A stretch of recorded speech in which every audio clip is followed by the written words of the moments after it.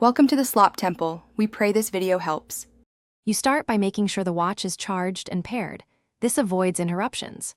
Once done, press the digital crown to wake the watch and swipe left or right to preview faces. If you want richer complications or third-party faces, open the watch app on your iPhone. It gives a clearer gallery and size previews. Make sure to tap Edit on a face to begin customizing. This first step sets the stage for layout, color, and complication choices. You'll now adjust complications and colors so the face serves your needs. On the watch, tap Edit, swipe to the complication slot, then rotate the digital crown to pick or remove items. Once set, switch to the color and style panes to refine contrast and legibility. Darker colors save battery on OLED screens.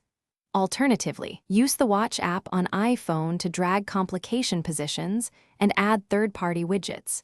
It's fast. You finish by saving and syncing your changes so the new look appears everywhere. Tap the face to exit edit mode, then make the face a favorite in the watch app for quick access.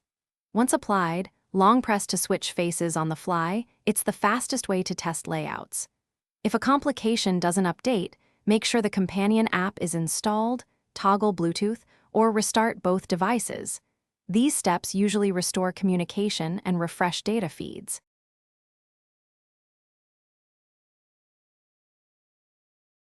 Thanks for watching. Consider subscribing if we helped you.